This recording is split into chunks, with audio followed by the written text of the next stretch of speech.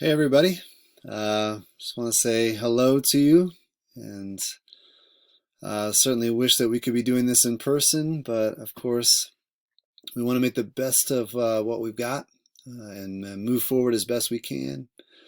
And so I'm looking forward to kind of taking on this challenge with you guys. We're going to be talking about some things that are clearly important for many of us, actually personal, and so it will be a challenge for us to do this online in a way that we've not tried to tackle before, but we're gonna make it. We're gonna do it together, and we're gonna do our best.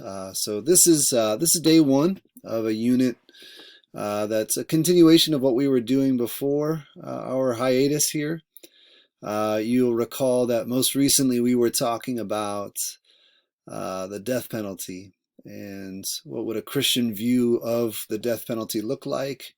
What kinds of passages might we wrestle with if we're trying to figure out just exactly what our stance should be? This is really a continuation of that question, but maybe a broadening of that question.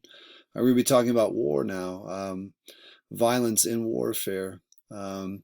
It clearly still includes the state, the government, just like the question of capital punishment did, and it of course also includes the question of Christian faithfulness when it comes to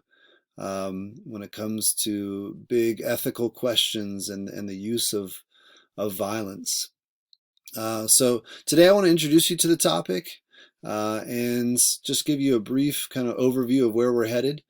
I do plan to be posting some directions, some guidance for you to kind of know where to start. But first things first, we're going to be kind of introducing this topic of just war theory versus pacifism. And I thought maybe the first thing that we should do is kind of take a look at the terms themselves. Just war theory doesn't mean only war theory. It, of course, means justice in war. Justice in going to war, but also justice as you are in war also. And so we're going to define it as the belief that war should be avoided if at all possible, but the conviction that war may prove necessary in the end, that war could be an instrument of justice, could be necessary to utilize to bring about justice, especially for the downtrodden, those who can't speak up for themselves. Beyond that, we may say in the end that war could be used as an instrument to make things right. On the other side of the aisle, of course, is Christian pacifism. I want to say distinctly Christian pacifism because not all pacifism is. And we want a pacifism that is unique, if that's what we end up believing to be required of us as believers. We want it to be unique and distinctive as Christian. But it's a belief that war lacks power to transform. You'll remember the transformative initiatives. Those thinkers and theologians and scholars who are wrestling with the transformative initiatives from the Sermon on the Mount may end up saying that war simply doesn't transform the way that Jesus would want us to. And so pacifism is a peacemaking effort that would bring, hopefully, transformation to the world. Of course, there is a lot to wrestle with. And as we wrestle with it, I want to make sure that we understand that this is a deeply personal issue for many people. There will be people listening to this lecture online that themselves have family members in the military, maybe currently, or at least have been in the military, or some people who are listening that plan to join the military themselves. And so, of course, this question would be personal and important to their faith. On the other hand, we have people who are a part of this class and a part of what we're doing here that come from faith convictions and church backgrounds where pacifism is one of their most deeply held beliefs and one of the most deeply held convictions. I would like to say that this is actually a personal topic for me. My mom's side of the family in particular is deeply rooted in the military. It's been a part of my upbringing. In fact, my grandfather and my uncle, and now many of my cousins have been a part of the military. And so for me, it's a personal issue. Some of them are even in the Army Rangers right now.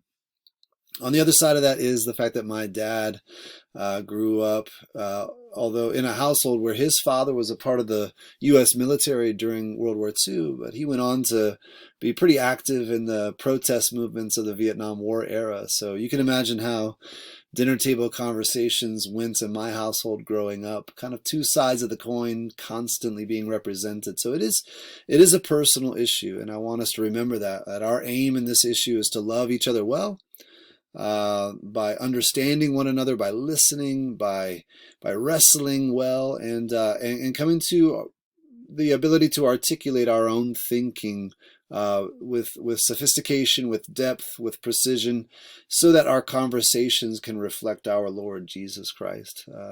So this is definitely a personal topic that we're going to be wrestling with. I think probably more personal than even capital punishment was. Capital punishment is an emotionally charged topic, but I hope that it won't be one that's personal to many of us in our lifetimes. I hope we won't have to wrestle with personal violence and that topic itself. But I think this could actually hit a little bit closer to home, as many of us are related to or ourselves considering the military. So let's keep that in mind. Perhaps the first thing that we've got to remember as we dive into this topic is that Jesus was teaching and living and growing and really putting his public ministry on display in a Jewish context. The reason that's important is because there's actually not much Jewish pacifism really available in Jesus's day.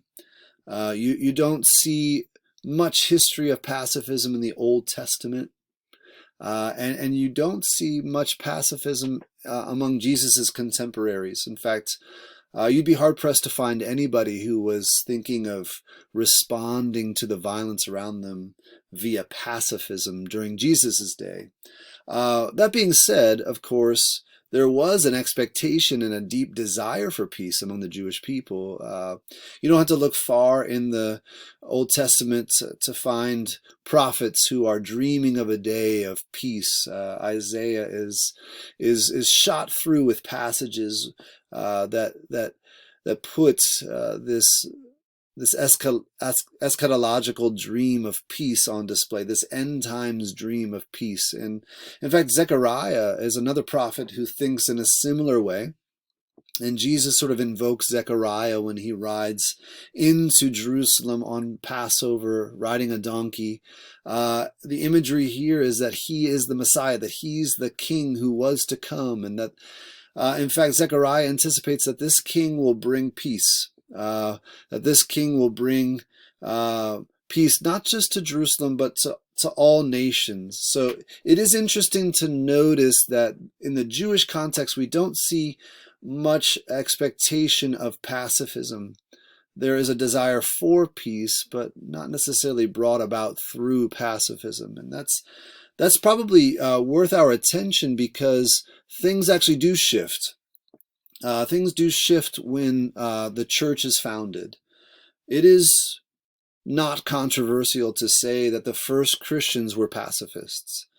They did not participate in the Jewish revolt against Rome in 70 AD. Many of them fled to the mountains, perhaps in a response to the passage in Mark chapter 13, where Jesus actually anticipates the temple being destroyed and says that people should flee to the mountains rather than wage war. And so actually the first generations of Christians did that. It's interesting to see that cultural shift away from zealotry, away from even the Pharisaic willingness to utilize violence against the Romans if necessary, towards the Christian pacifism that was typical of the church for the first couple of centuries. Now that began to change. This pacifism of the earliest Christians shifted, maybe we would say, when their situation shifted. The significant shift that took place is that Christianity went from being a persecuted minority to being the official religion of Rome. And with that shift came a change in thinking for many Christian leaders. Not all, but some. You can find, for instance, Eusebius, Bishop of Caesarea, who actually functioned as really the first church historian, and he begins to open the door to the idea that Christians can faithfully follow Christ and wage war, can in fact remain a soldier if they convert to Christianity. Perhaps the most important names in the earliest days of this shift away from pacifism would be Augustine and his mentor Ambrose. What they began to formulate was a just war theory. It was their belief that it was possible to serve Christ while remaining in the army, and that it was actually possible for Christian leaders to leverage the military to bring about justice. And so they work on really the earliest stages of this just war theory within Christianity. Now, their goal was to remain faithful to Scripture, and they invoke Christian principles and apply biblical passages. But it's also true to say that both Augustine and Ambrose were influenced by Stoic philosophers. We've covered the Stoics before, of course, and these Stoic philosophers are ones who had been working on the problem of violence before and had actually begun work on a just war theory of their own. And it's easy to see the influence of the Stoic philosophers on Augustine and Ambrose as they initiate this project. So what we're going to want to investigate then as we go is which of these two theories, two ideas, a strict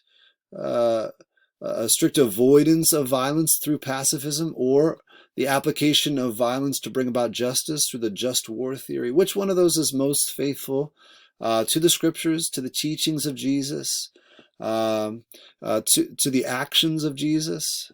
Which most faithfully represents the life of Jesus, as best we can tell, as we humbly try to wrestle with this big question. So I'm excited to work with you on this, and I want you to know that I'm available to you.